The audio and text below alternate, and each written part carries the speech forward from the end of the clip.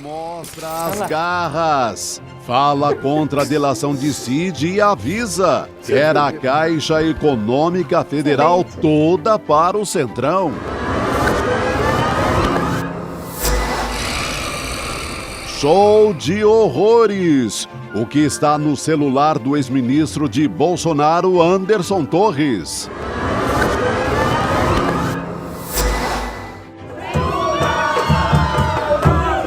Com Lula no exterior, o vice Geraldo Alckmin ganha a cena nas redes sociais. Mas você decide quando é hora de levantar.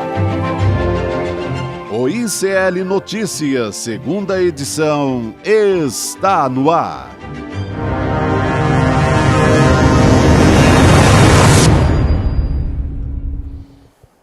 Olá, boa noite para você que está chegando. Seja muito bem-vindo, seja muito bem-vinda ao ICL Notícias, segunda edição, que já estamos no ar.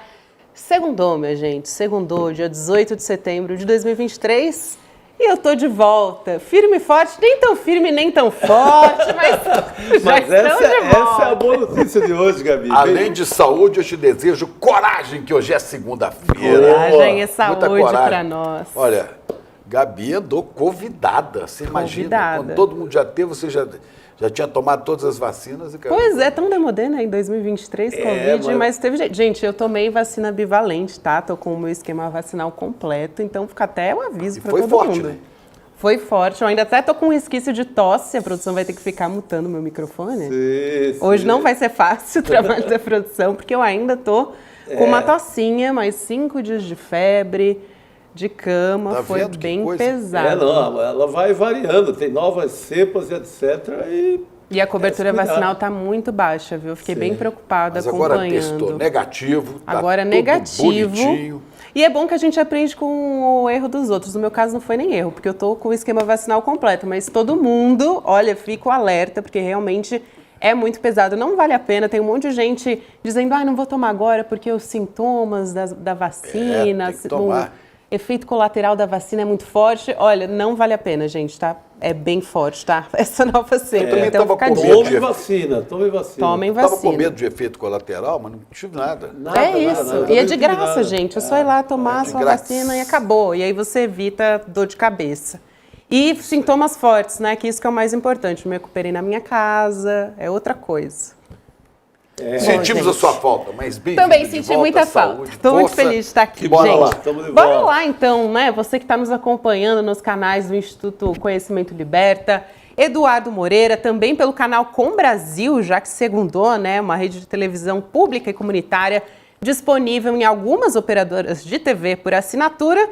E também boa noite para você que nos assiste de Manoel Duarte, Rio de Janeiro, Chapada dos Veadeiros, Piracicaba, Rio Pardo, Eslovênia, João Pessoa, Feira de Santana, Passo Fundo, Osasco, Vitória. E uma delas está de aniversário, não é isso? De aniversário hoje, entre outras, Feira de Santana. Tem Lambari, Minas Gerais também, Estância Hidromineral, no sul de Minas, mas tem Feira de Santana, que está fazendo 190 anos, Chico. Bela cidade. Agora eu lembrei, a terra da Maria Quitéria, aquela militar importantíssima na independência do Brasil e da Bahia também. A patrona do Exército Brasileiro. É, importantíssimo. Excelente lembrança. Artilharia, cara. A Maria Quitéria não fazia a lambança que os militares bolsonaristas fazem, não. Maria Quitéria era uma mulher séria. Era uma mulher séria. Exatamente, gente. Muito bom. Outros que estão por aí, não. E a gente vai falar sobre isso, lógico, ao longo do programa, né? Tem muito assunto para a gente continuar tratando. A gente vai falar do... Essa abertura foi incrível, né? Não preciso nem comentar. Desse show de horrores da política brasileira. Gostei das garras. E também do celular de Anderson Torres, um show de horrores. A gente vai falar sobre tudo isso. Coisa por aí. Antes do Chico fazer a famosa abertura dele que você já conhece, peço, claro, para você deixar o nosso like, especialmente hoje, né, que eu tô voltando, então vou fazer esse pedido especial aí para você. Para você deixar o like aqui para nossa transmissão, também ativar o sininho, né, Chico Sá, para receber. Fia o dedo aí, fia o dedo que a Gabi merece. Senta o dedo no like, como a gente diz aqui, para você receber desde o início da nossa transmissão toda a nossa programação completa e, claro, você pode participar, sempre fazer esse programa junto com a gente, mandando seu vídeo com o celular deitado na horizontal, número 11 98899 2893. Pelo zap você manda no máximo 15 segundos do seu comentário. Vambora, Chico Pinheiro. Vamos começar. Hoje vai ser em 2 tempos. O primeiro tempo é a gente falar da polícia que mata. E no caso, e que morre também às vezes. A polícia da Bahia, mais uma vez, que fazer o quê? A polícia da Bahia. Policial federal Lucas Caribé Monteiro foi morto por bandidos lá em Salvador. De sexta-feira para cá, em vingança ou não, a polícia matou 9 pessoas. Diz que era em confronto, que são todos bandidos. Então, o que a gente está vendo em Salvador? Uma completa desorientação naquilo que se chama segurança pública. É um acirramento de briga de facções criminosas, é uma guerra, chacinas, tanto cometidas por bandidos como por policiais. Mãe Bernadette, que eu diga, que a gente não sabe até agora quem foi que matou, né? Escalada da violência policial, olha, na Bahia foram 1.464 pessoas executadas por policiais, quase 1.500 em um ano. Dá 28 execuções da polícia por semana. Né? Polícia que mata onde? Claro, né, Chico? Nos bairros de periferia, nos bairros onde estão os pobres, nas cidades menores. Ninguém vai lá para as casas de gente de alto nível. Não, ali não. Né? Nem vai queria. Porque se morre alguém lá, sabe que há nem 10 queria anos que isso de falatório. Acontecesse. Agora, é um pepino enorme para o senhor governador Jerônimo resolver, porque ele tem outro conceito de segurança pública, e que clama a explicação de 2 ex-governadores do PT, Rui Costa, o último, ficou 2 mandatos, e Jacques Wagner, que também ficou 2 mandatos. Quer dizer, esse monstro não pode continuar crescendo, esse monstro que mata a gente. É preciso que a polícia em Salvador, na Bahia e no Brasil, né, respeite, no mínimo, se não respeita a lei, o dinheiro pago pelo contribuinte. Não é para isso que a gente cria a polícia. Como não é para isso que se cria a Polícia Rodoviária Federal, que no meu tempo, Chico, de mais novo, era uma simpatia, era a polícia do inspetor Carlos e seu pastor alemão chamado Lobo, né? Então aparecia o inspetor Carlos no Cinca Chambó, que eu estou velho. Vigilante rodoviário. Vigilante rodoviário, né? De noite ou de dia. A Polícia Rodoviária Federal conseguiu criar uma imagem de simpatia, porque não era a polícia do confronto, era a polícia de fiscalização.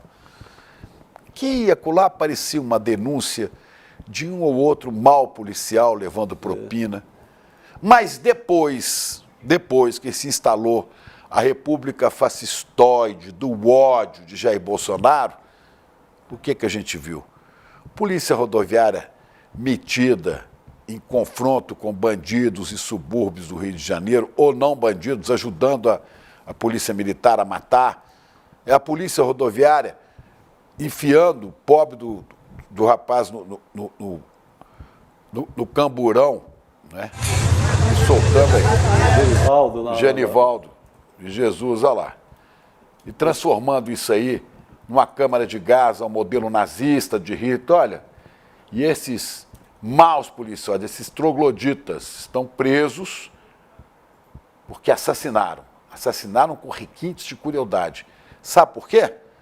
Porque o rapaz estava andando de moto sem capacete.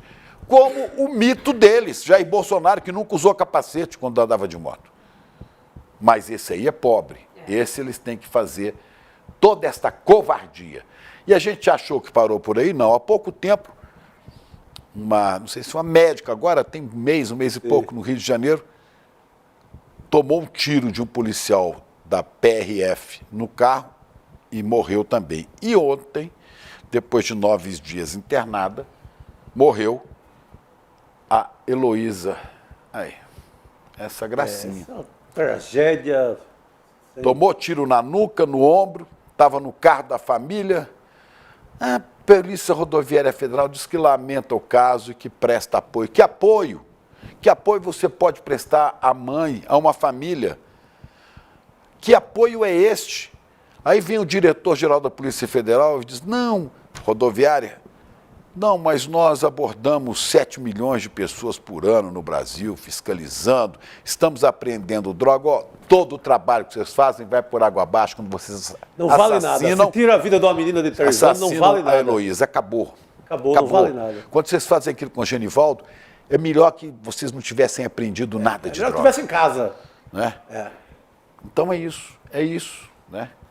Aí o Genivaldo, tá aí a menina Heloísa, tem essa outra senhora que eu perdi o nome dela aqui, e agora a família de Heloísa disse, depois parece que foi comprovado, que depois que a Heloísa foi para o hospital, 28 agentes da Polícia Rodoviária Federal foram ao hospital onde ela estava internada. Fazer o quê? Levar um presente? Não. Foram disfarçados 28 agentes da Polícia Rodoviária Federal. E parentes dela dizem que foram intimidados. 28 agentes para intimidar uma família de uma criança de 3 anos. Criança morrendo. A polícia disse, não, mas nós mandamos o carro parar e ele não parou. O pai da menina disse, é mentira. Eu, quando vi que eles estavam atrás de mim, à noite, eu via as luzes, eu estacionei. E mesmo assim atiraram. Quer dizer, por que atirou? Aí dizem eles, mandamos parar e não parou e o carro era roubado. Então tá. Então, Chico, você está num carro. Bandidos te assaltam, põe a arma na sua cabeça, fala, toca aí, você vai na estrada. Aí a polícia rodoviária te vê passar e manda você parar. O cara fala assim, não para, senão atira em você. Você continua. Aí a polícia vem e mata você, né? Porque talvez os bandidos escapem. Quer dizer, isto é procedimento de uma polícia decente, de uma polícia que não seja tão fascistoide, porque essa polícia faz isso, porque ela aprendeu isso durante o governo de um fascista. Ela acha que pode matar, que ela pode, né? Somos heróis, nós somos o máximo, até a hora que... E quando matam um cidadão qualquer, era bandido. Vai ver que tinha passagem, é o que eles dizem. Com essa polícia, muita gente não quer conviver mais. Eu, por exemplo, tenho até amigos ligados à PRF que eu respeito, mas essa corporação que age assim tem que ser revista. Aliás, não sei nem se tem aqui, foi objeto de um Twitter do ministro Supremo Gilmar Mendes. Ontem, Genivaldo foi asfixiado numa viatura transformada em câmara de gás. Agora, a tragédia do dia recai na menina Heloísa Silva. Para além da responsabilização penal dos agentes envolvidos, há bem mais a ser feito. Um órgão policial que protagoniza episódios bárbaros como esses e que, nas horas vagas, envolve-se em tentativas de golpes eleitorais. Ele está lembrando aqui o Silvinei, exatamente, né, tentando impedir votação no Nordeste, merece órgãos como esse, merece ter sua existência repensada para violações estruturais, medidas também estruturais. Quer dizer, o ministro Gilmar Mendes chega a dizer que tem que se repensar o sentido de existir essa Polícia Rodoviária Federal, ou pelo menos mudar radicalmente, porque a gente não tolera mais esse tipo de ação de polícia, de bandidos de farda. Não podemos tolerar isso mais. Não é possível. Uma hora vão extorquir dinheiro aqui, outra hora vão mexer com eleitores do lado de lá, outra hora vão executar gente em câmara de gás. E acham bonito ter armas poderosas, uniforme novo, né? Mudou o padrão de uniforme deles, carros agora muito mais sofisticados. Chegou a comprar, inclusive, caveirões. A gestão do Silvinei comprou caveirões declaradamente superfaturados. Isso não é papel da Polícia Rodoviária Federal. De jeito nenhum. Sabe? De jeito nenhum. Bom, olha o sujeito aí. Tá aí. Né? Se tudo comprovado, chefe de quadrilha, fardado. Sim. Porque sob esse homem pesa a responsabilidade por essas mortes que a gente viu, por aquela câmara de gás que você viu antes, e daquela farra impedindo eleitores de exercer o seu direito, o seu dever de votar no Nordeste. Silvinei, sua batata está assando, velho. Silvinei Vasquez, é esta a figura, né? Que está cada vez mais comprovado que está metido em golpe. Agora vamos passar para o tempo 2. O tempo 1 Era violência de polícias e necessidade de repensar isso. Agora nós vamos falar da manobra de Braga Neto, do general Braga Neto. Notícia saiu hoje no portal UOL. Entenda a manobra de Braga Neto que irrigou o Centrão com 1 bilhão na defesa. Eu explico essa história, seu Braga Neto. Né? O negócio é o seguinte, lá em novembro de 2021, a ministra Rosa Weber, do Supremo, não sei se vocês se lembram, diante de uma série de denúncias de orçamento secreto do senhor Arthur Lira, que irrigava com milhões e bilhões o Centrão, concedeu uma liminar a um pedido, não sei se da Procuradoria, não deve ter sido, porque o Aras também não é disso, mas parece que partidos pediram. Orçamento secreto não pode mais, a não ser que diga qual é o dinheiro, para onde é e quem é que vai distribuir esse dinheiro. Bom, isso foi dia 5 de novembro, liminar da ministra Rosa Weber. Muito bem, quem era ministro da Defesa? O senhor Braga Neto. O senhor Braga Neto, menos de um mês depois, Rosa Weber baixou essa liminar dia 5 de novembro.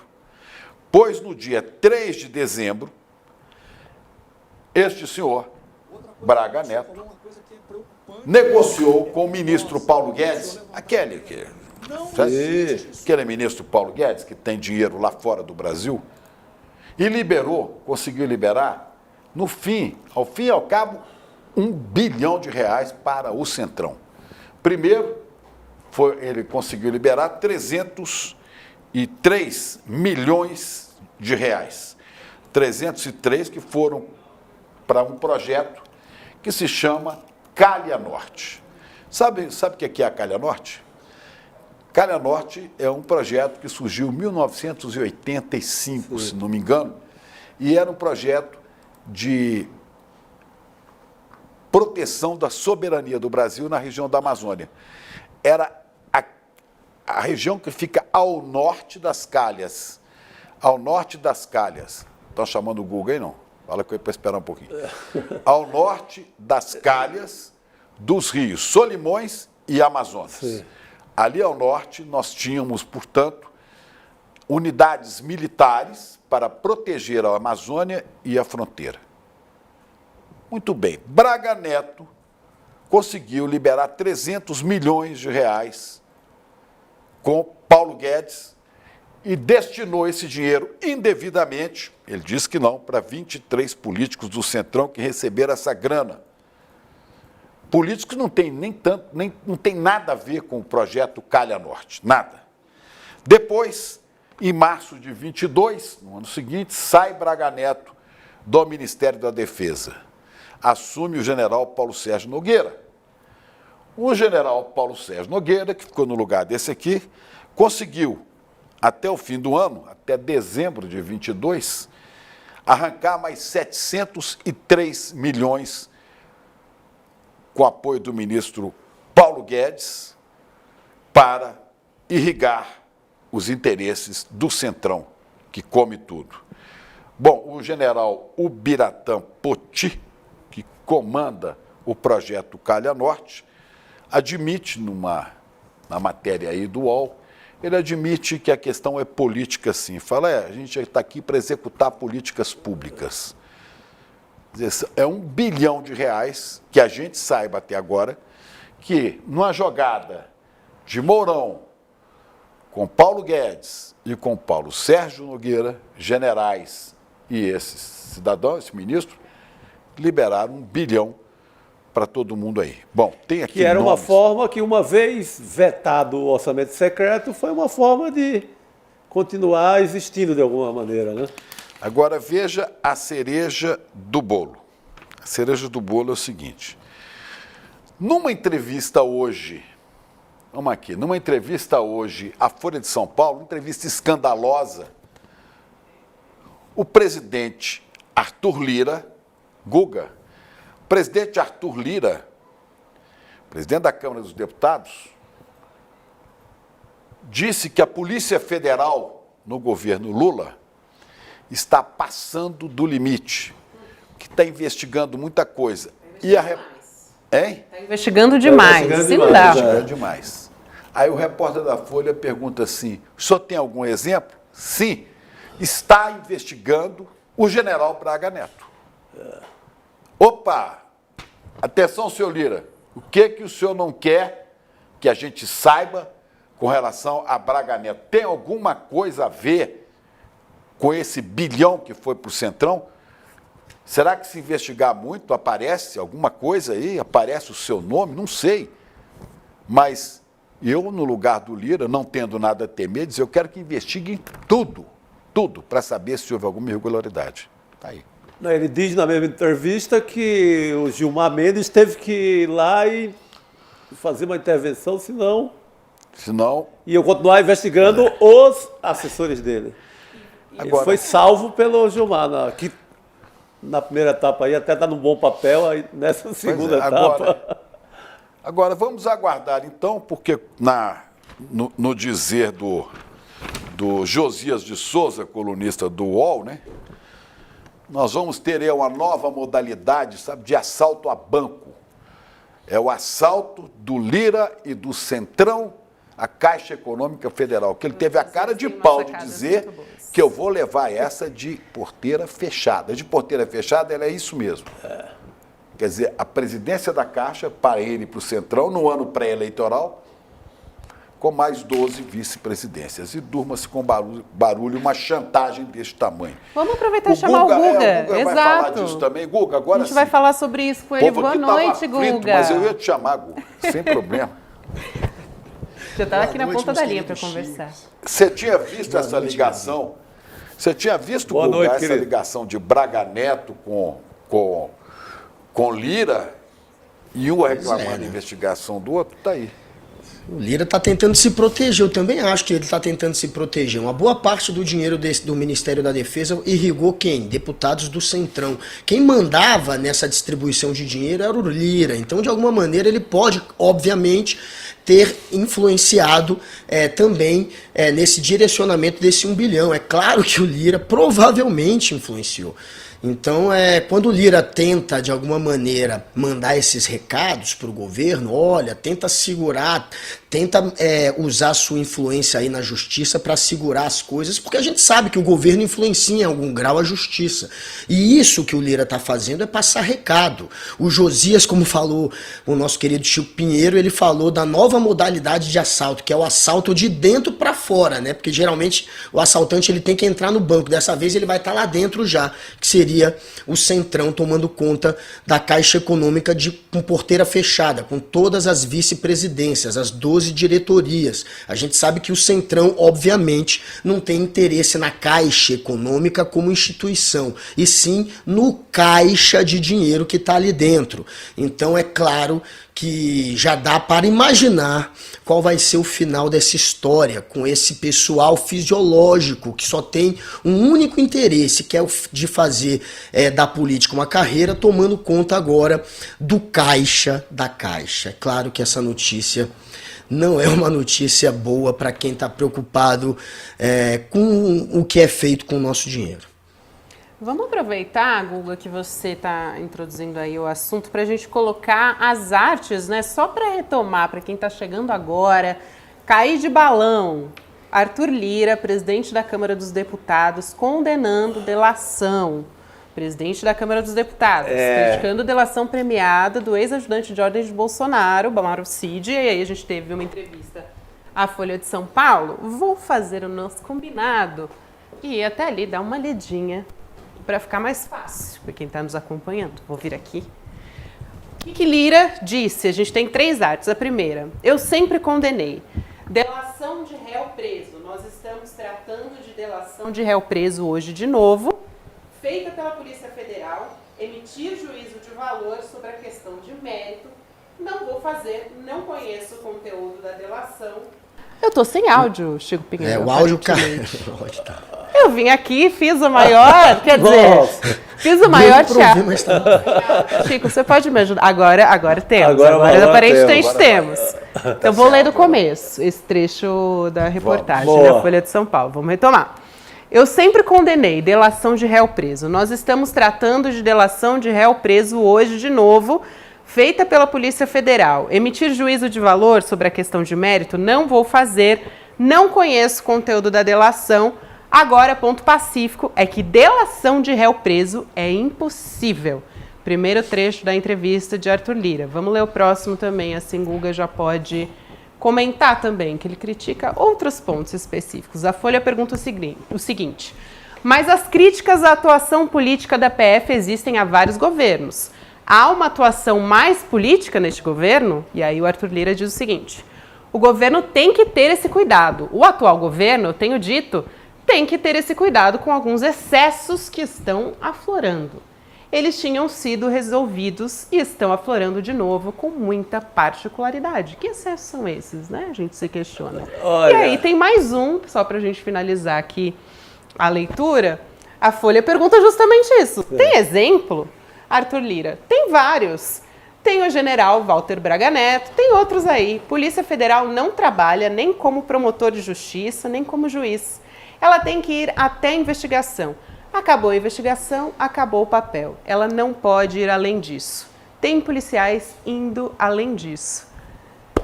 Como assim indo além disso? Olha, a preocupação não é Cid, não é Braga Neto. Ele andou muito preocupado com a cozinha dele. Os principais assessores, como o Luciano Cavalcante, completamente metido no escândalo da robótica. Quem lembra da robótica lá de Alagoas? A preocupação o Braga Neto sim, também está com ele diretamente. Viabilizou através do Ministério da Defesa, dinheiro para o Centrão. Sim, continuou o esquema dele, agora, bem lembrado. A gente vê isso acontecendo de um lado, e depois você pega esse trecho, está aí na mente do Lira, né? Tem o general Braga Neto, não pode ser investigado, entendeu? Tem coisa aí, viu, Guga? É capaz. Esse partido do Lira, né, tá sempre metido em rolo. O PP é o partido que mais tem políticos processados, proporcionalmente falando, pelo número de eleitos. Na legislação passada, no governo Bolsonaro, dos 58 deputados, que tinham 58, acabou diminuindo esse ano, né, agora são 49, 19 respondiam a processo. Em número de processados, o PL do Bolsonaro ainda estava na frente. Tinha 21 no ano passado, só que eram 77 parlamentares, né? Já no PP, 58, 19 processados, era o segundo colocado. E, historicamente, o PP estava à frente da Lava Jato, do Petrolão, foi quem indicou os diretores que cometeram aqueles crimes que acabaram sendo apurados depois pela Lava Jato. Então, é um partido historicamente muito fisiológico e com muita gente metida em rolo. E, claro, o Arthur Lira é talvez a cereja do bolo. A gente sabe que tem várias histórias, tem a robótica, que o nosso Chico Sá acabou de relembrar, tem o caso de patrimônio que ele não declarou para a Justiça Eleitoral, tem também o filho dele metido em rolos, segundo a ex-mulher dele, metidos por conta do Arthur Lira também. Ela, inclusive, acusa o Arthur Lira de tê-la violentado. Então esse é um sujeito que tem, sim, muita história a explicar. Tem o caso também do assessor flagrado com dinheiro que seria uma propina que estaria sendo dada ao Arthur Lira para ele influenciar numa escolha política. Então é claro que esse é um sujeito que mais precisa se blindar e que mais precisa mandar recados. O que ele está com o Centrão, você não se alia. Com o Centrão, você negocia. Infelizmente é assim. E o Lira está, nessa entrevista, mandando recados, negociando, mostrando que o interesse mesmo é de pegar a caixa de porteira fechada e de fazer com que o governo atue para, de alguma maneira, blindar o Centrão. Quando aconteceu essa história do julgamento dele, que num primeiro momento o STF tinha aceitado, do assessor dele flagrado com dinheiro no aeroporto, e depois o STF voltou atrás, o que aconteceu naquele momento foi que o PT de fato mandou recados, o Lula mandou recados para o STF naquela época, dizendo que não queriam um Arthur Lira enfraquecido. Quem disse isso, inclusive, foi o nosso querido Guilherme Amado, que também contribui aqui com o ICL. Então, tem uma pressão que acaba funcionando e o Lira está mandando recado e querendo não só cargos, mas querendo também essa proteção, digamos assim, política, apesar de no futuro a gente saber que o Lira pode se tornar mais uma vez adversário do PT e do Lula. Ele, nessa mesma entrevista, também manda recados para o Bolsonaro, mostra que de alguma maneira ainda está do lado do Bolsonaro, diz que o Bolsonaro ainda tem muita força política e deixa em aberto até a possibilidade de estarem juntos de novo numa próxima eleição, por mais que também haja espaço, quem sabe, para um dia o Lira se tornar ministro do governo Lula. O Fufuca, o novo ministro dos esportes, até falou disso hoje. Colocou o Lira como um nome que o Lula deveria colocar como ministro quando deixar de ser presidente da Câmara, e esse é um outro jogo que está acontecendo.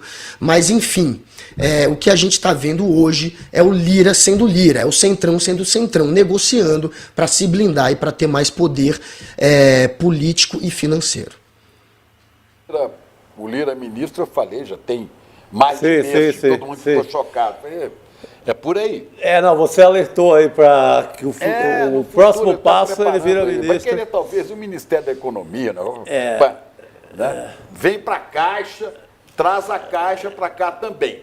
Traz a Caixa para cá também. Agora, ele também na entrevista de hoje, essa escandalosa, de uma cara de pau absurda, né, do senhor Arthur Lira, hoje ele criticou também as delações do Mauro Cid. O que ele tem contra? Também falou dele. Será que ele está sujo lá também, não? Pois é, né? Eu acho que é nessa entoada de querer, de alguma maneira, se blindar da justiça, colocar a justiça como uma espécie de adversário dos políticos, tentando colocar os políticos ali juntos, unidos, blindados, num discurso que no fim só serve para se proteger e para passar pano para a corrupção, que é o interesse, pelo jeito, de Arthur Lira. Então ele está ali tentando desqualificar, né? Uma delação, não o conteúdo. Ele é muito cara de pau, ele finge que não está atacando o conteúdo, ele está atacando a delação inteira no fim, né? Ele está dizendo que um réu que está preso não poderia delatar, que não existe esse tipo de delação. Ele finge que não está indo para o conteúdo, mas ele está sim atacando a delação inteira, tentando desqualificar uma delação que pode sim complicar e deve complicar a vida daquele que era o grande aliado, que deixou o Arthur Lira conquistar todo esse poder que ele tem hoje. O Arthur Lira é o que é hoje graças ao Bolsonaro. Se não fosse o Bolsonaro rendido ao Centrão, entregando para o PP do Arthur Lira a Casa Civil, que ficou com Ciro Nogueira, entregando para o Arthur Lira o orçamento secreto e deixando o Centrão de fato mandar no país, foi esse movimento que trouxe todo esse poder político e cacifou o Arthur Lira para ter esse poder de chantagem que ele tem hoje. Tem muita gente na mão do Arthur Lira, porque o Arthur Lira irrigou essa turma com muito dinheiro do orçamento secreto. Então tem muita gente que deve favor para o Arthur Lira. O poder dele, de fato, vem do bolsonarismo. Então, de alguma maneira, ele ainda quer manter o bolsonarismo vivo. Eu acredito que é o interesse dele também, manter o bolsonarismo vivo. O bolsonarismo é um plano B, sim, para o Arthur Lira. Ele pode um dia voltar a ser bolsonarista. Hoje ele ressaltou isso.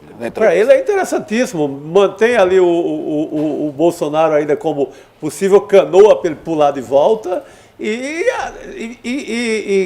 vai ali faca no pescoço do governo, garras, como a nossa chamada. O problema é de caráter, né?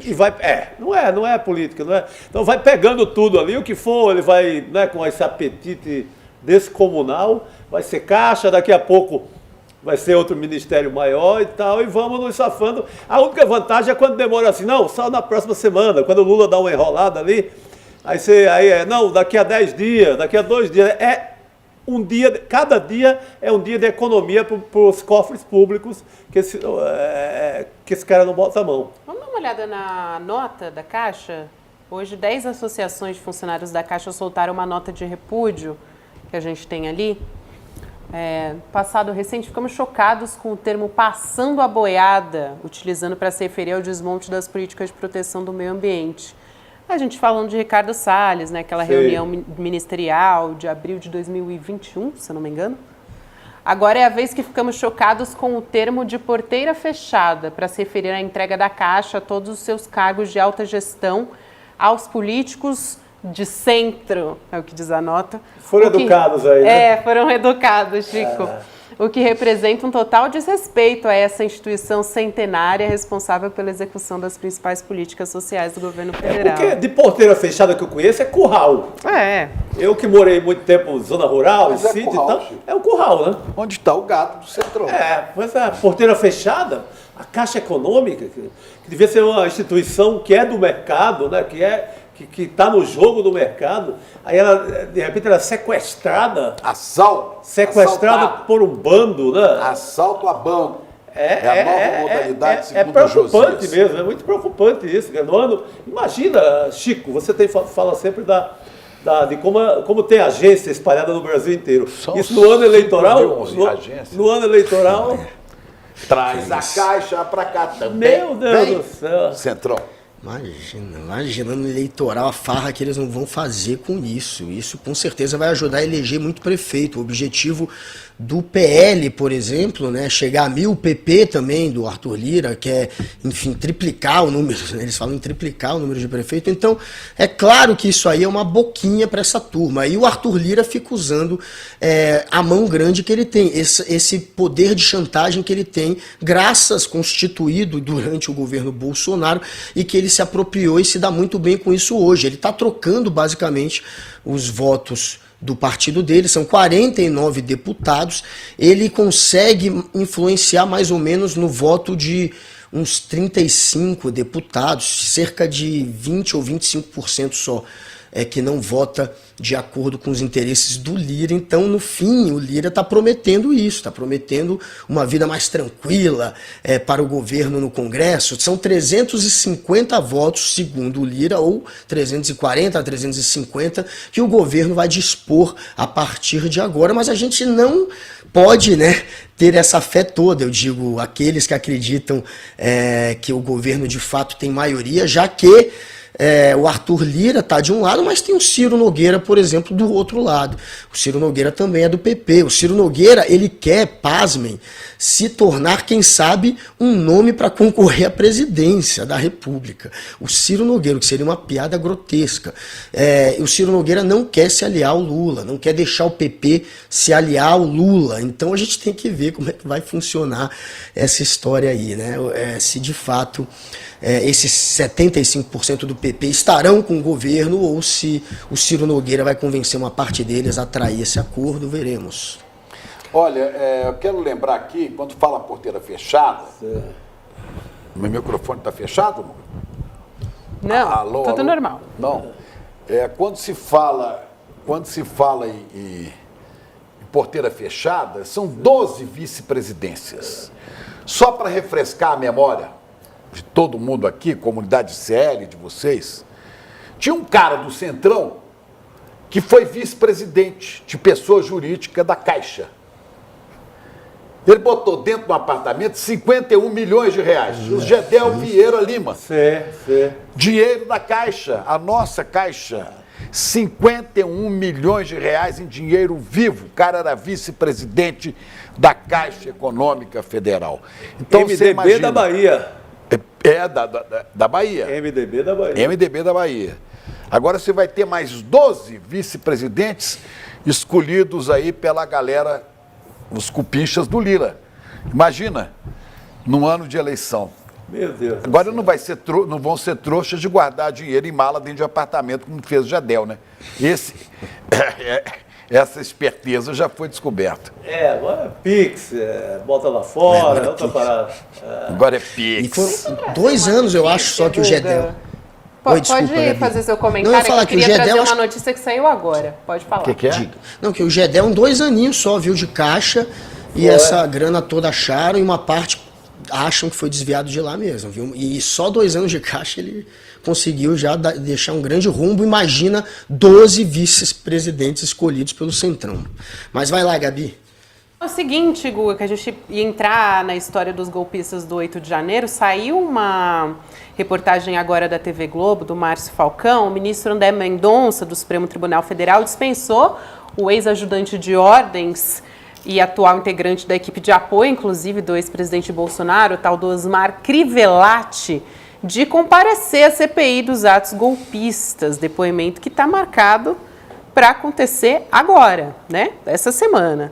Então, na última semana, a gente teve o Nunes Marques, o ministro do STF, autorizando... São os ministros de que Bolsonaro. a ex-subsecretária de Inteligência e de Segurança Pública do DF, a Marília Alencar, faltasse a um depoimento na comissão. Essa decisão que foi criticada, inclusive, por diversos parlamentares da CPI. Aí, agora, a defesa do Crivellati está alegando que ele é investigado e, portanto, não pode ser obrigado a prestar depoimento para a CPI. Diz que os advogados, dizem os advogados de defesa, que há desvio de finalidade na convocação do militar para depor como testemunha perante essa comissão, que tem adotado justamente as medidas investigativas contra ele. Tá, então, a gente tendo um auxiliar de Bolsonaro, então, autorizado a não comparecer. E tem a resposta da Elisiane Gama, você já viu aí? Ainda não vi a resposta da Elisiane, ela tuitou? A relatora dessa CPMI, a senadora Elisiane Gama, diz: liminares recentes de ministros do Supremo Tribunal Federal que desobrigam ida de depoentes à CPMI ferem de morte o parágrafo 3º do artigo 58 da Constituição, quando nos retiram poderes próprios de investigação de autoridade judicial, lamentáveis decisões e indevida interferência de poder sobre outro. Quer dizer, é o ministro Supremo, o André Mendonça, ele e o Nunes Marques fazendo o que se espera dele, né? O jogo de Jair Bolsonaro, porque são títeres de Bolsonaro colocados aí. A gente sabe disso. Bolsonaro dizia minha cota de 20%, e eles confirmam isso a toda hora. O medo, Chico, do Crivellati falar, e o motivo, né, de conseguir esse habeas corpus para ele não comparecer, é que teve a delação do Mauro Cid.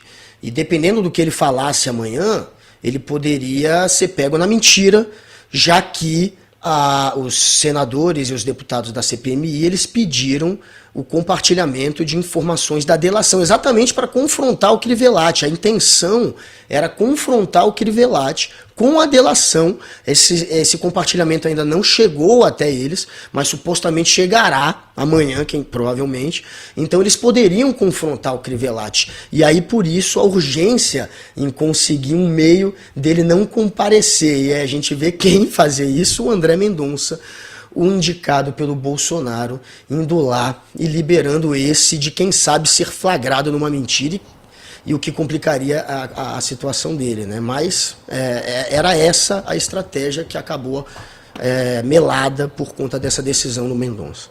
Ô Guga e Chicos, aproveitando, né, a gente tem essa história do celular do ex-ministro da Justiça de Bolsonaro, Anderson Torres. Olha o que a Polícia Federal descobriu.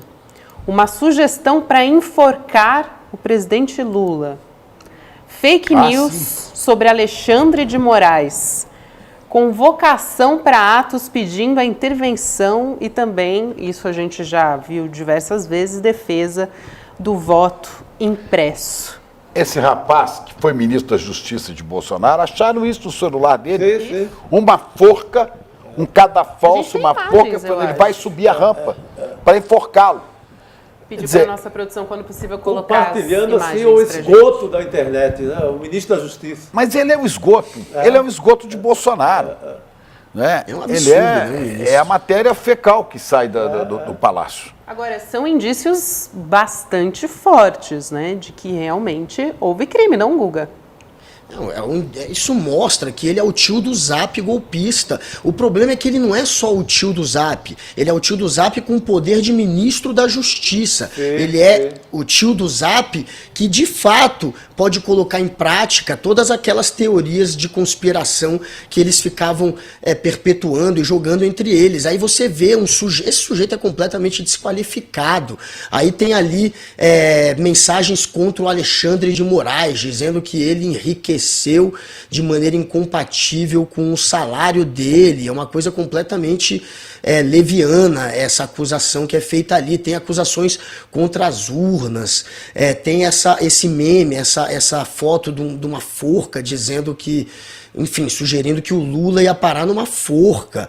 É um sujeito, portanto, completamente desqualificado. É o tio do Zap, um golpista que espalha fake news, que recebe e espalha fake news, que recebe e espalha narrativas golpistas, mas era o ministro da Justiça, era exatamente quem tinha o papel de combater esse tio do Zap, de combater a desinformação, de combater aqueles que tentavam criar animosidade entre os poderes para tentar perpetuar um golpe de Estado. Não, agora está aí, mais uma vez, a prova do quão baixo, do quão pequeno, né, é esse sujeito e o quão golpista ele é. Não tem mais para onde correr. E só resgataram isso porque ele deu mole e não apagou de vez da nuvem dele, né? Porque o celular ele fingiu que perdeu, mas conseguiram resgatar da nuvem do celular essas mensagens e agora a gente entende o motivo dele ter esquecido, entre aspas, o celular dele nos Estados Unidos. Vamos comentar. Olha aqui, convocação nacional. Nosso Brasil precisa de nós, dia 2 de novembro, portanto, depois do segundo turno. Concentração nos quartéis por todo o Brasil, exigência para o cumprimento da intervenção federal, compartilhe ao máximo. Isso aqui é crime do senhor ministro da Justiça, Anderson Torres, convocando as pessoas à rebelião e à derrubada do presidente. Aí ele vem com aquela forca, cadê a forca? Vem com a forca, a rampa, foto da rampa, 3 de dezembro de 2022. Para ele isso aqui seria a rampa que o presidente ia subir. Os corruptos comunistas que fraudaram as eleições subirão nesta rampa em Brasília, construída pelo povo brasileiro. Seu Anderson Torres, os arruaceiros tomaram 17 anos. Justiça, Chico, o ministro da Justiça. É um pilantra. Tomaram 17 anos. Isso que tem que tomar é 50. De Moraes, e também acusou Moraes. Ele é funcionário público. Que tal darmos 5 dias para ele explicar a origem do dinheiro para comprar 8 imóveis ao valor médio de 4 milhões cada, com salário de 39 mil? Ousa cobrar do ministro Alexandre de Moraes. E esse que a gente já está cansada de E aqui, Bia Kicis, Bia Kicis, eu quero meu voto impresso. Mandou para o Anderson Torres e esse pilantra. Aproveitar e colocar também um comentário da presidente do PT, Gleisi Hoffmann, também sobre esse conteúdo do celular de Anderson Torres.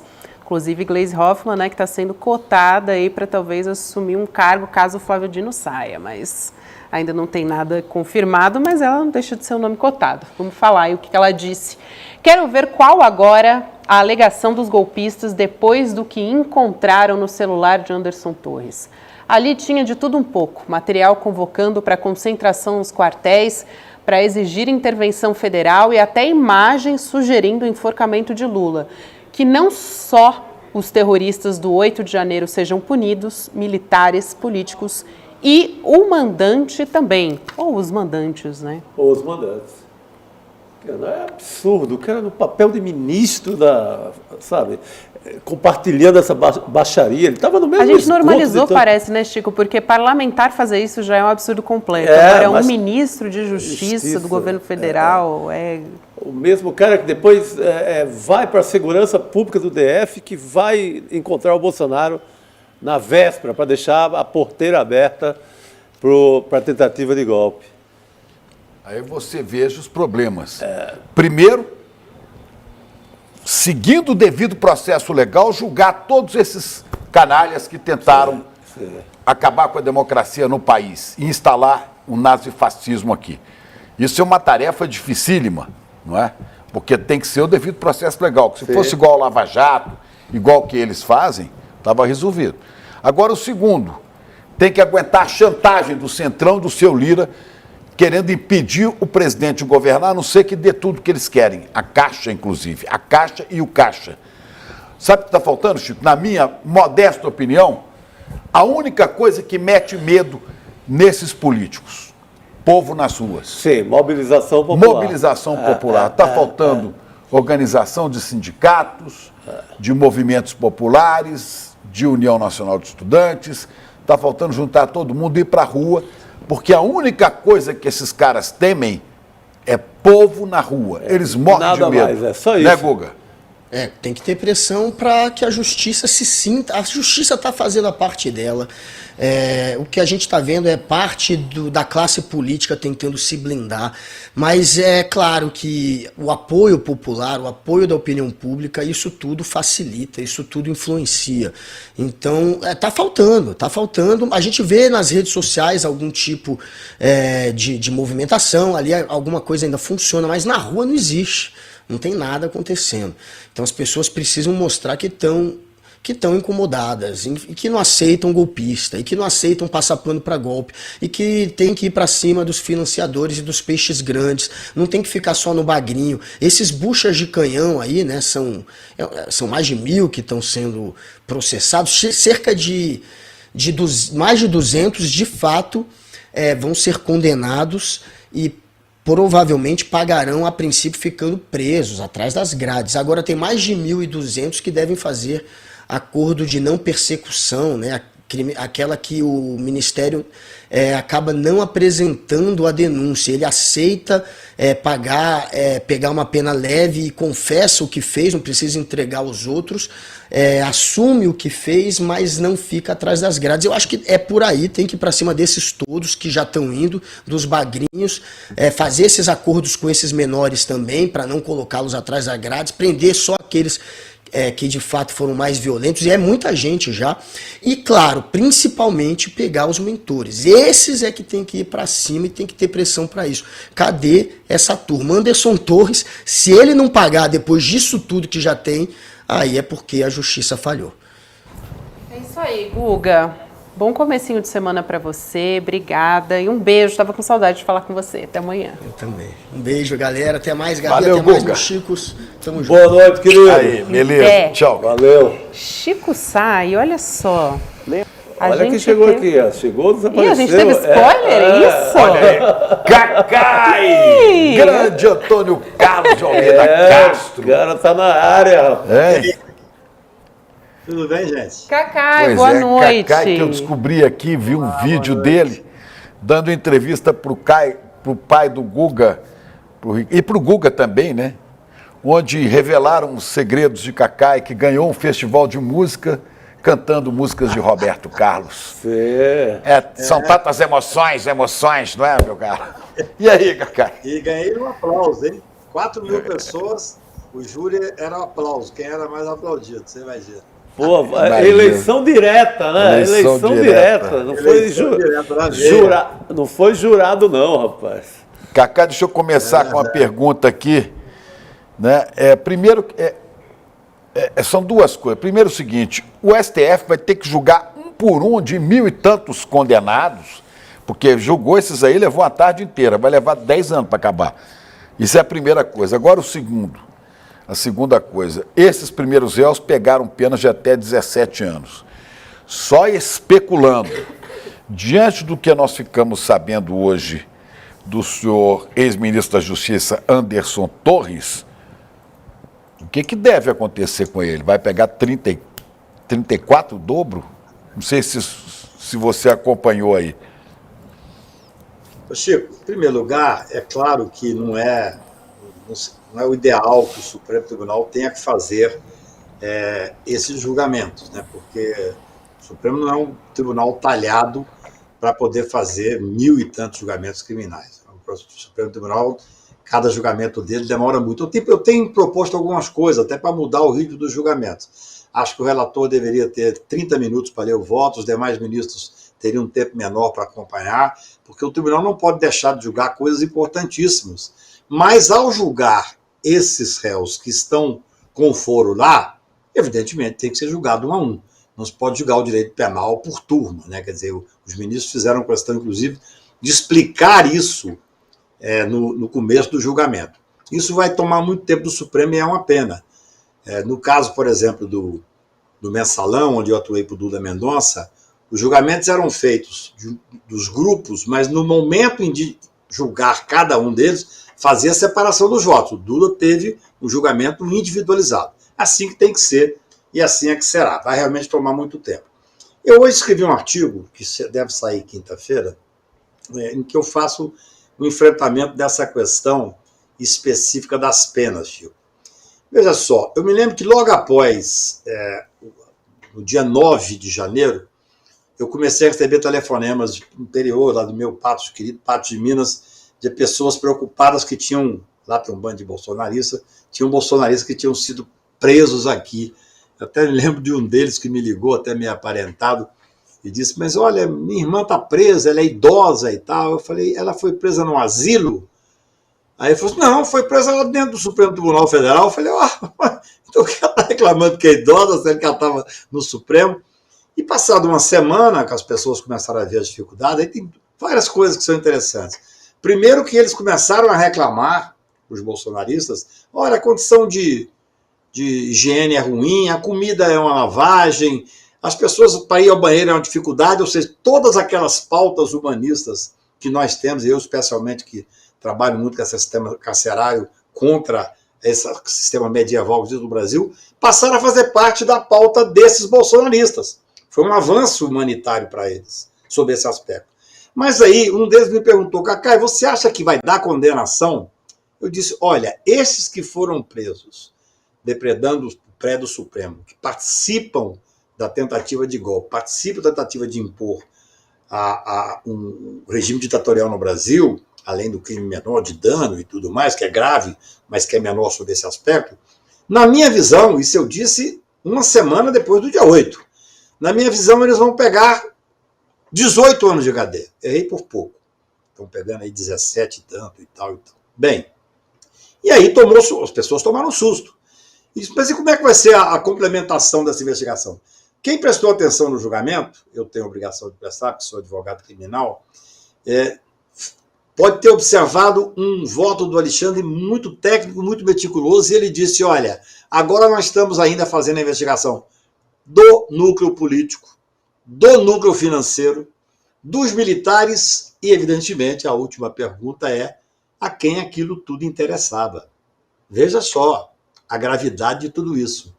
E eu, à época, lá no dia 15 de janeiro, logo após a instalação desse processo, eu disse, olha, esse grupo que estava lá dentro, que não tem saída, você tem as penas mínimas. Se você condenar por tentativa de golpe de Estado, está lá a pena mínima que você tem que dar. Depois você condena por tentativa de outro tipo de crime, organização criminosa, está lá a pena mínima. Ainda que se dê a pena mínima, lei que eles pegariam de 18 anos. E acho que esses financiadores vão ser apenados com penas ainda maiores, perto de 20 anos. O grupo político, escute o que eu estou lhe dizendo, eu tenho informações, mas é importante saber que o ministro Alexandre disse isso, que tem várias pessoas que têm foro privilegiado, ou seja, são deputados e senadores que apoiaram fortemente a tentativa de golpe. Estes provavelmente vão pegar mais de 20 anos de cadeia. E também os militares que deram um apoio a essa tentativa de golpe. E é muito interessante, porque eu me lembro discutindo com essa pessoa de Minas Gerais, ele falava assim, mas não houve o golpe, foi só uma tentativa. O tipo penal é tentativa. Porque se fosse golpe, não tinha julgamento, o Supremo estava fechado, eu provavelmente estaria fora do Brasil. Cacai. A história é escrita por quem vence. Cacai. Se tivesse dado golpe e instaurado a ditadura... não teria julgamento, entendeu? Não teria nada, Cacai. Claro, é por isso que o tipo penal é tentativa. Você chegou a ver hoje o que foi encontrado na nuvem do celular do Anderson Torres? Você chegou a ver, não? É assustador. Talvez não. Eu vi parte aqui. Eu vi parte aqui do seu programa e vi.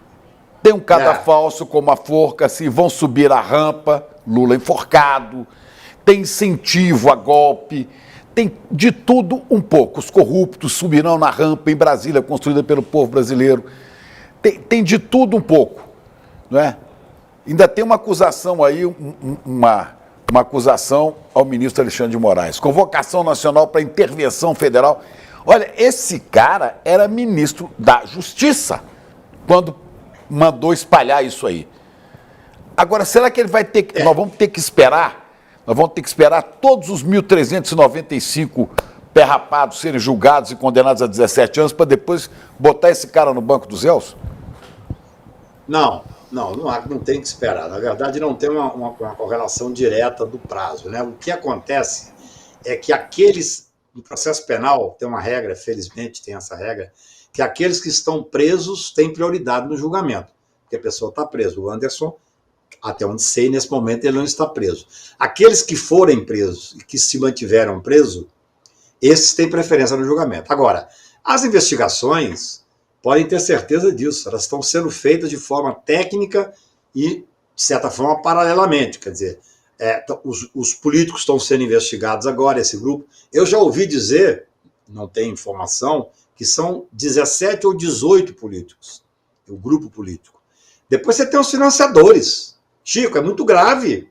Essa estrutura montada aqui foi uma estrutura caríssima, montada no Brasil como um todo. Então, esses financiadores, os grandes financiadores, já teve uma operação há um mês atrás contra pequenos financiadores, mas tem que chegar nos grandes financiadores. Agora, veja bem, isso que foi encontrado agora no celular do ex-ministro da Justiça comprova que existia uma organização para o golpe muito mais sofisticada até do que a gente podia imaginar.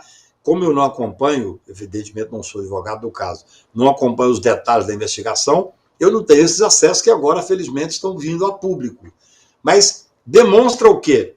Que esse grupo não é uma pessoa qualquer, é um ministro da Justiça, um ministro que fugiu do Brasil praticamente logo após as eleições, um ministro que tinha contato direto e permanente, evidentemente, com o presidente da República. Ou seja, a quem interessava o golpe? Essa é uma pergunta primária quando você acompanha uma investigação criminal. Sempre que acontece uma investigação criminal, morte e tal, a pergunta que os investigadores fazem é essa: a quem interessava? É óbvio, a pessoa que mais interessava está aí na tela agora. É o ex-presidente da República, Jair Bolsonaro. Ele e o grupo mais próximo dele, que é quem seria beneficiário do golpe. Eu repito, já falei isso por diversas vezes, só não houve o golpe porque o Bolsonaro não tinha prestígio junto à cúpula das Forças Armadas. Senão ele teria dado o golpe.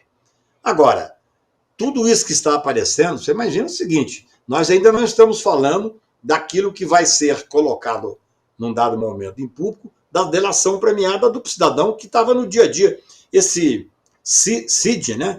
Eu cheguei a ver ele falando na imprensa que 99% do tempo das ações do Bolsonaro ele estava junto.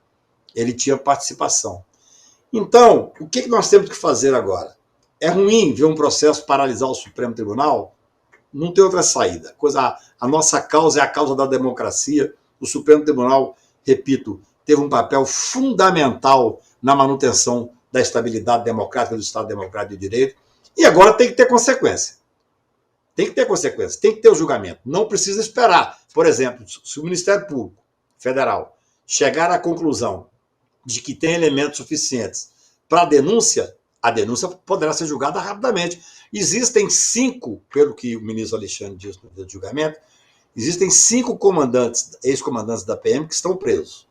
Estes, fatalmente, terão um julgamento mais rápido, porque quem está preso tem o direito de ser julgado mais rápido. O processo penal, o Poder Judiciário, tem um prazo diferente do jornalismo, tem um prazo diferente da angústia natural do cidadão que quer ver a normalidade democrática, quer mudar a página. Nós queremos que tudo isso seja investigado, tudo isso seja processado, dentro do devido processo legal, dando todas as garantias constitucionais a todos eles, para que nós possamos ter segurança jurídica de virar a página. Mas só podemos virar essa página depois que os julgamentos terminarem.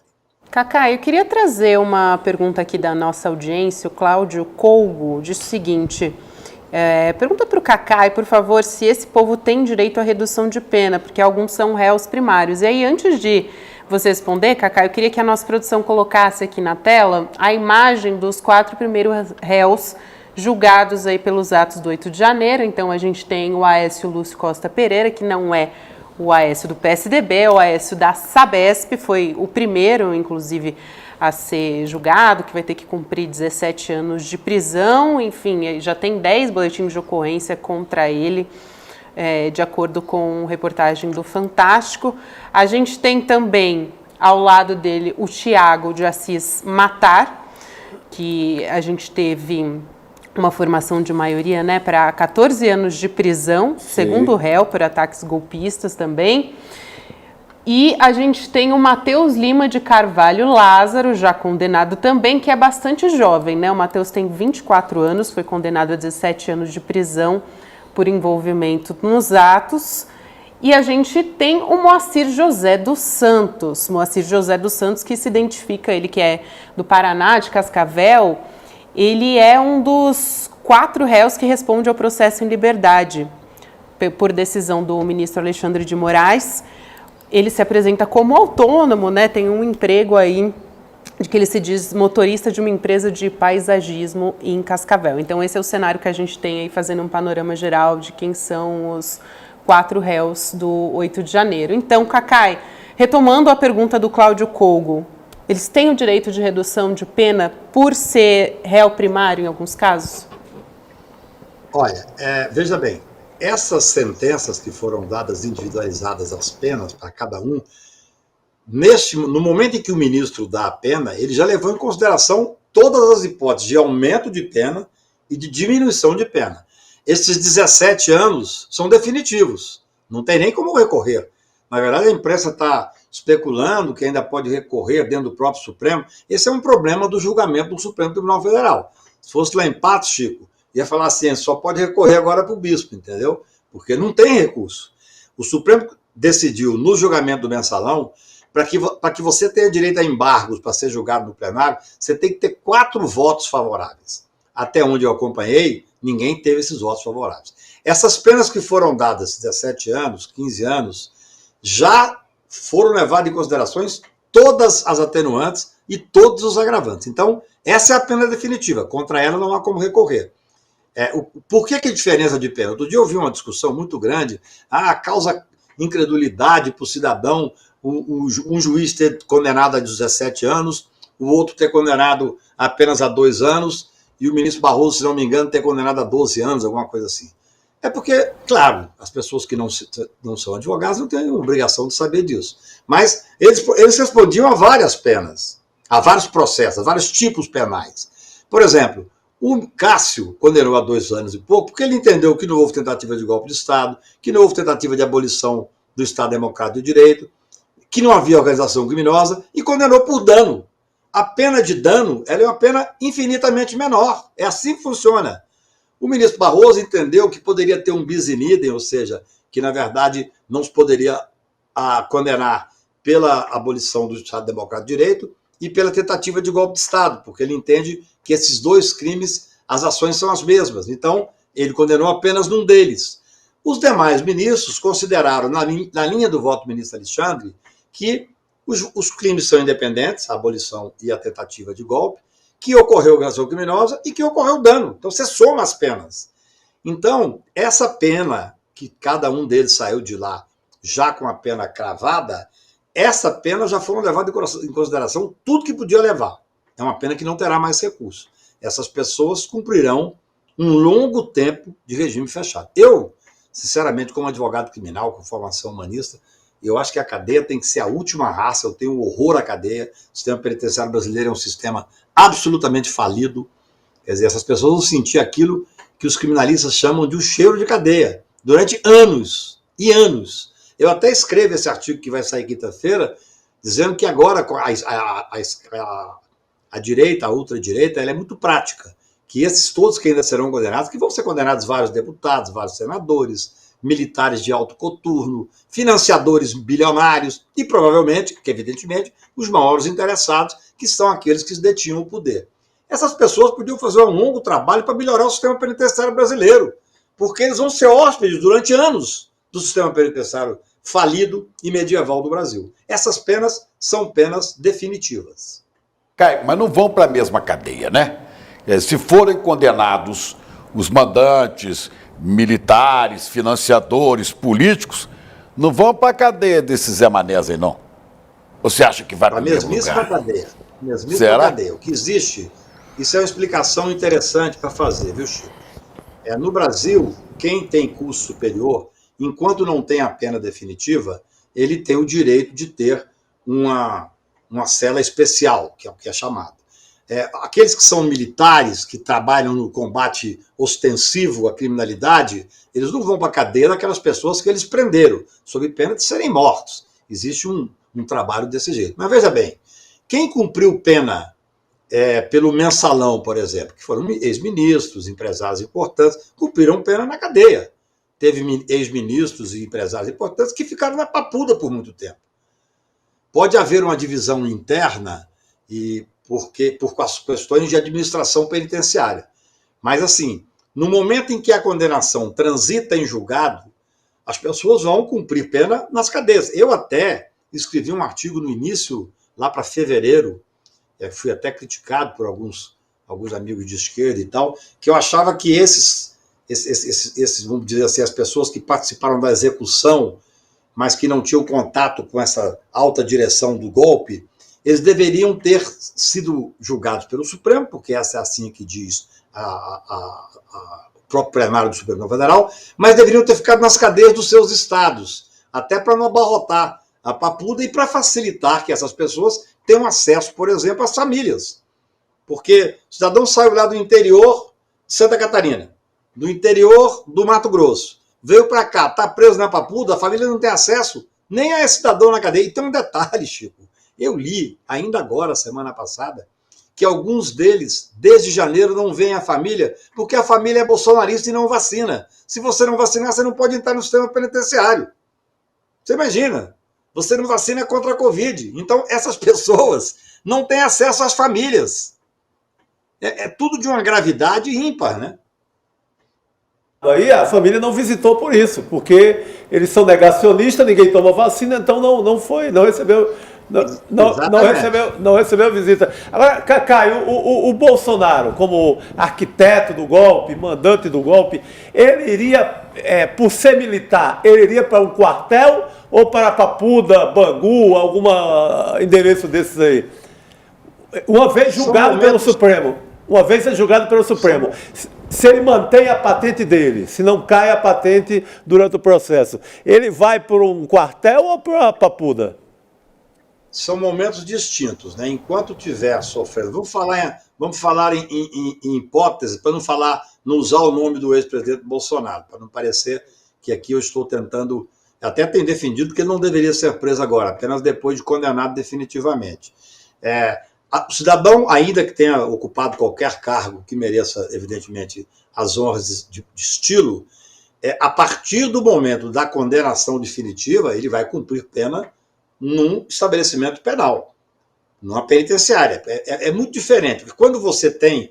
Por que essas pessoas que são presas enquanto respondem ao processo ficam muitas vezes em quartéis, ficam, assim como o advogado tem direito a uma prisão de sala especial, tudo isso há uma previsão até o julgamento definitivo. Julgou. E aí nós temos uma questão que é importante, que é o seguinte: o Lula ficou preso 580 dias, ficou numa cela da Polícia Federal. Que o Lula não tinha julgamento definitivo. O Lula nunca foi condenado definitivamente. O Lula hoje, ele é um homem inocente, porque no momento em que nós ganhamos a ADC 43 da presunção de inocência, que dizia, até então, que o Supremo tinha uma jurisprudência dizendo que podia recolher preso por causa da condenação em segunda instância, no momento que nós ganhamos, no outro dia, um juiz lá de Curitiba determinou a soltura, um juiz de primeiro grau, imediata dele, porque o Supremo tinha feito, a decisão do Supremo tinha feito o erga omnes. Então, veja bem, o Lula só ficou naquela cela da Polícia Federal porque ele nunca foi condenado definitivamente. Esses que forem condenados pelo Supremo Tribunal Federal, após o trânsito em julgado, serão recolhidos ao sistema penitenciário comum. É assim que funciona. Agora, Cacá, quando deve acontecer o julgamento dessas pessoas, sejam financiadores, sejam autoridades que se omitiram ou que incentivaram? Quando é que isso deve acontecer? Até onde eu sei, existe denúncia contra aqueles comandantes da PM, que são pessoas de uma importância específica na organização, e se existe denúncia, esse julgamento vai se dar com alguma rapidez. Olha, eu sou advogado criminal. O Supremo conseguir fazer a instrução de processo em 8 meses para já levar pessoas que participaram do 8 de janeiro é excepcional, porque o Supremo tem uma carga de trabalho enorme.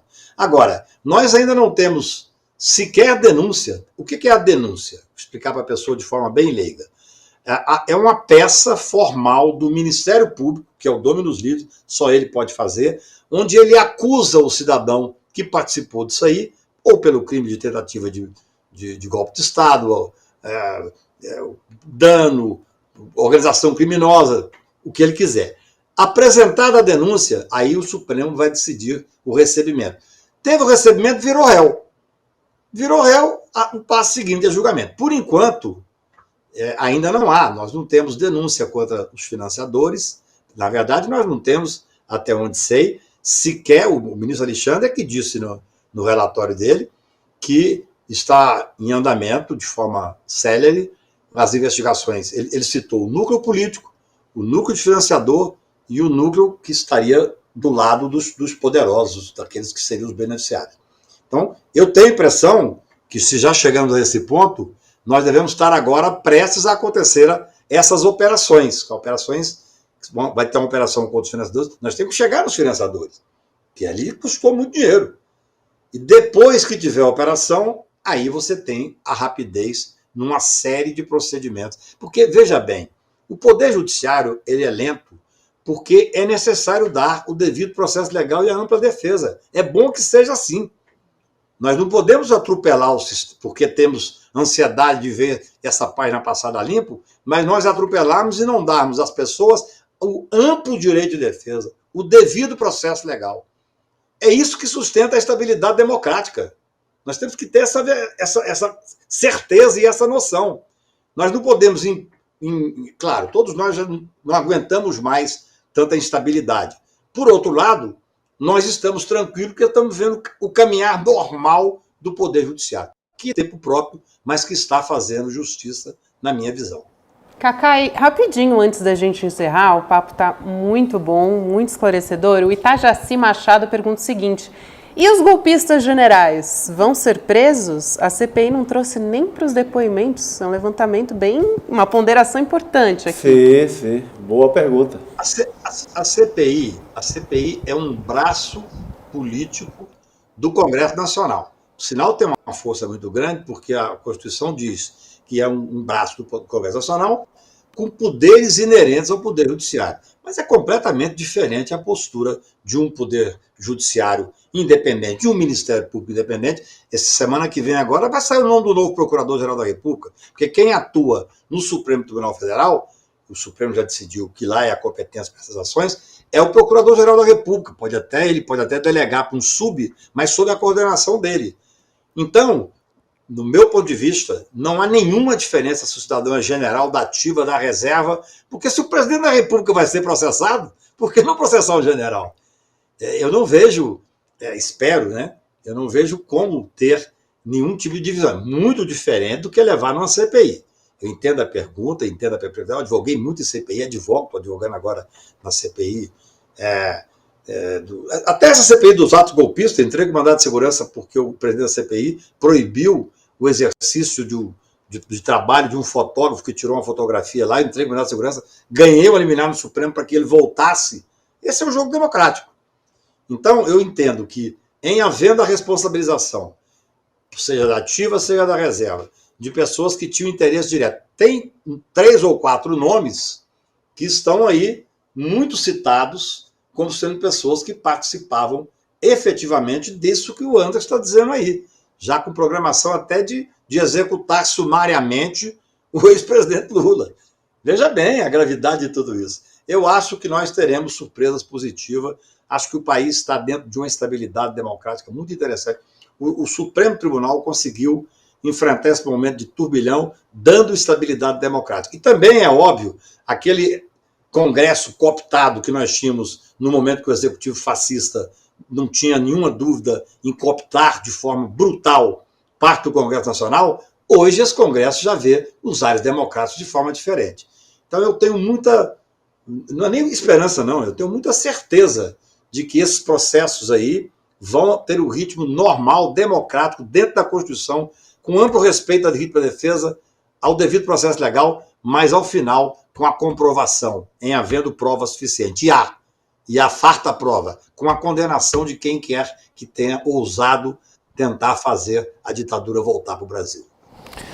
Grande Excelente. Antônio Carlos de Almeida Castro, Cacai, você na segunda-feira é imprescindível, porque você nos ajuda a ter coragem para enfrentar o resto da semana. Ainda mais sendo positivo assim, né? Aí a gente começa. Não deixe de frequentar esse espaço que é seu às segundas-feiras. Pelo amor de Deus. Para dar um balanço do que está aí. Está nos acostumando mal.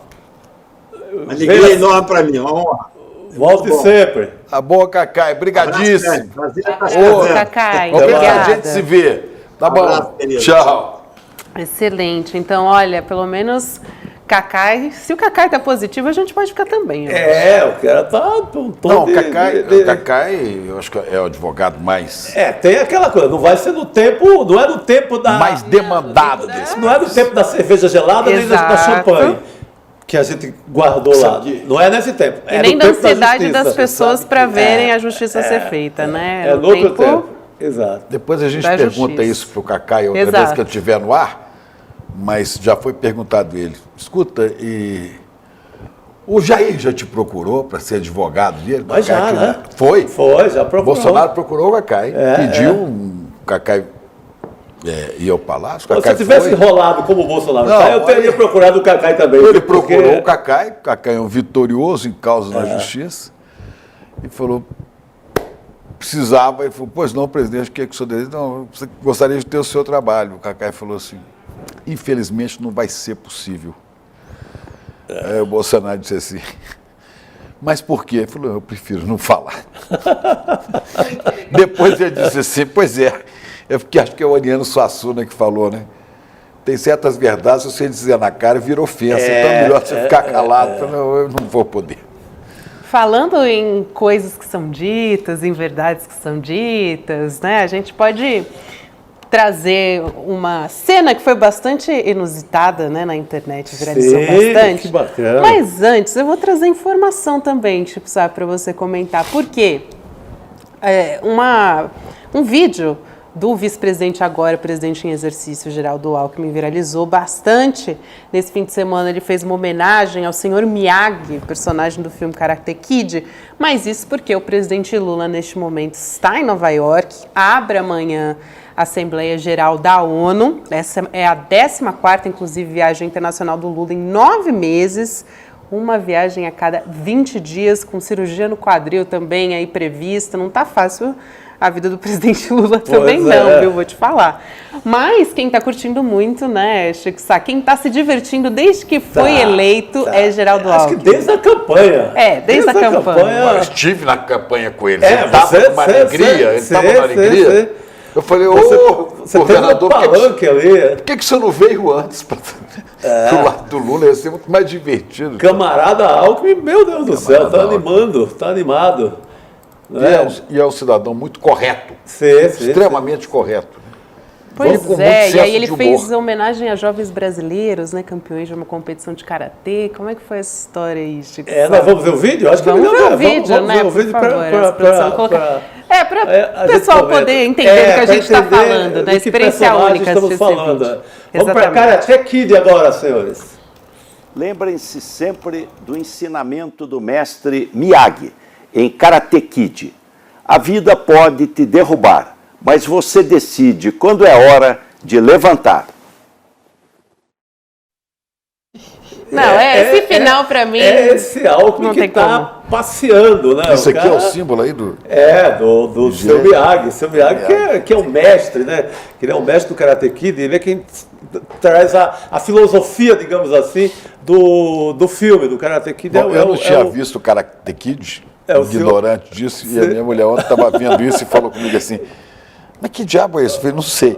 Mas É uma montagem, o Alckmin fazendo isso, isso aí é verdade. Agora, por que é de verdade, não. E ele cumpre a dupla missão, de ministro do desenvolvimento da indústria e comércio e na presidência da República. Você contando 14 dias, no mínimo 2 dias de viagem, ele já é presidente pelo menos um mês.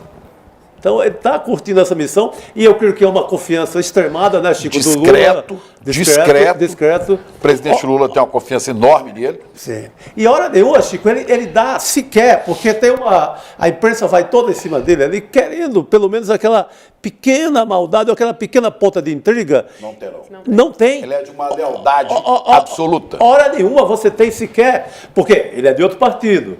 Se está em plena conversa de reforma administrativa, por exemplo, a imprensa vai lá para catar uma manchete ali, não sai. Mantém fidelidade total. A imprensa pergunta, por exemplo, um tema que é complicado, porque para o histórico do Alckmin, sobre juro do Banco Central. Lula está certo. Então, em hora nenhuma ele cai em nenhuma pegadinha, digamos assim, de repórter, mantém uma fidelidade e com humor. Então, aquela história, Chico, pode sepultar de vez. Ô, querido Macaco Simão, você criou essa coisa maravilhosa do picolé de chuchu, pode sepultar. Acabou o picolé de chuchu. Agora no mínimo um sorvete de pistache. Não, mas eu estou dizendo... Desculpa, Chico, o Eduardo Moreira plantou uma sementinha boa hoje de manhã, né? Dizendo, olha, prestem atenção, porque Geraldo Alckmin é um candidato muito competitivo para 2026. Mas deixa eu te falar uma coisa. Ele não se coloca nessa posição. E não vai se colocar. O que é mais sábio ainda, né? O Geraldo Alckmin não é homem de entrar nisso aí e falar, agora eu vou disputar. Sincero e honestamente, ele não... Eu conheço um pouco de Geraldo Alckmin. Sim. Ele não é um cara com essas... Ele não vai para esse jogo, né? Não vai. Ele não vai botar a cara... Não vai. Até porque agora, pode queimar, né? Se necessário for, ele comparece. Sim. Como ele foi candidato do PSDB, porque o partido escolhia. Eu nunca vi ele se lançar e falar assim, eu quero. Agora, quando dá a missão, aí ele vai... Agora, imagina a inveja do João Dória, por exemplo, que quis queimá-lo, tirar do jogo político aqui em São Paulo, aprontou para cima do camarada Geraldo. Hoje, o Dória está eliminado do jogo, não está definitivo, porque não tem nada definitivo em política. Mas está... Aécio Neves, esses caras todos do PSDB. Aécio Neves também.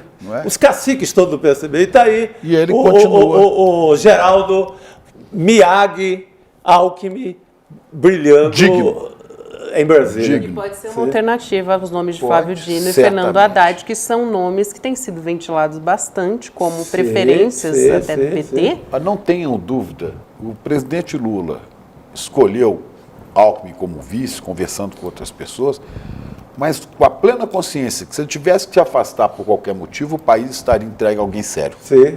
E que cumpriria a proposta dele. Ele tem, no Rio Grande do Sul, foi o Alckmin que foi, assim, ele tem cumprido uma coisa de um vice de luxo, não é ele tem dividido.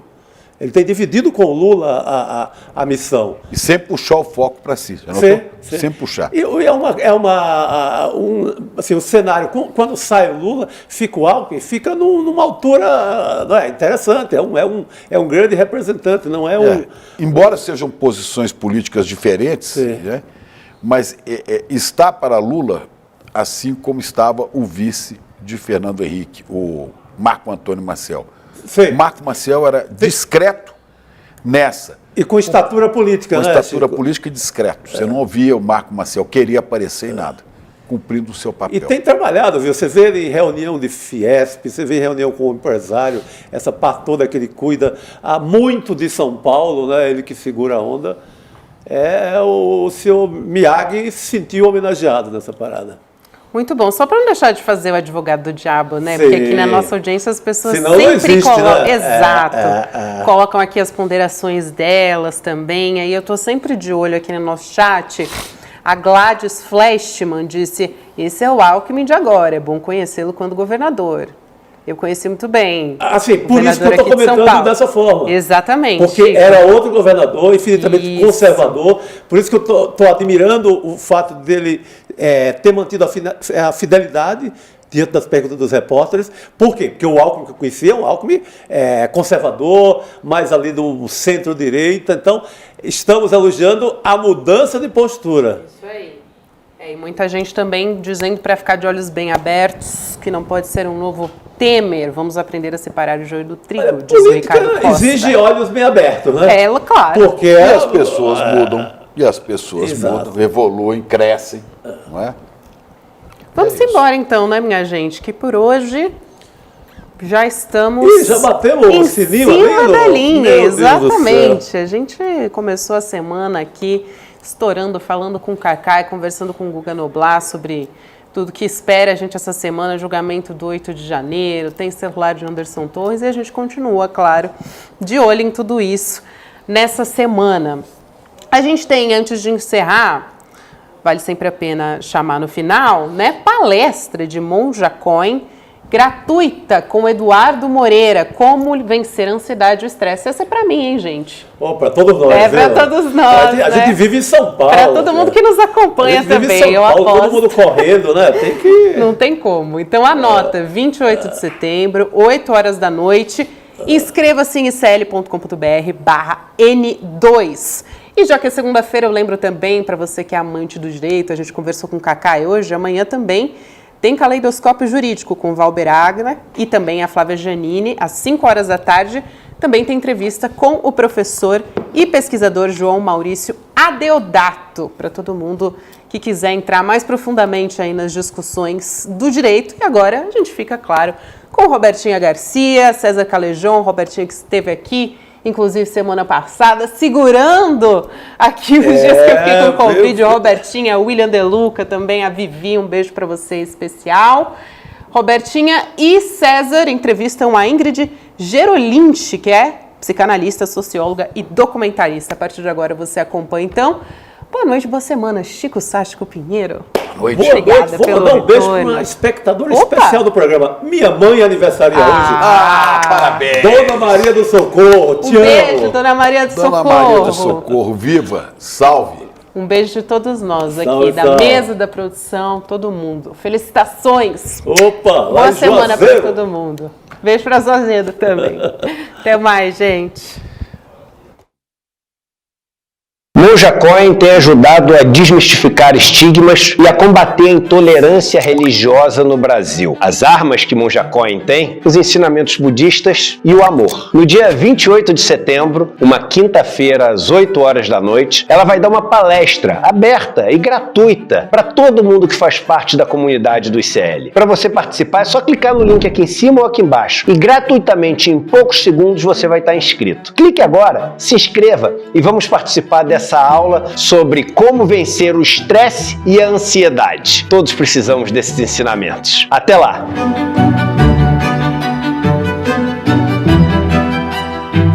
Olá, eu sou Suzy Pisa, sou filósofa, sou mestre e doutora pela Unicamp, sou professora da Universidade Federal do ABC, gravei um curso para o ICL, Instituto Conhecimento Liberta, que está disponível na plataforma para vocês, sobre um dos pensadores mais relevantes do Ocidente, Michel Foucault, um pensador extremamente inquietante, que é utilizado e mencionado, citado com uma frequência impressionante, né? Praticamente todo mundo que estuda as ciências humanas passa por esse filósofo.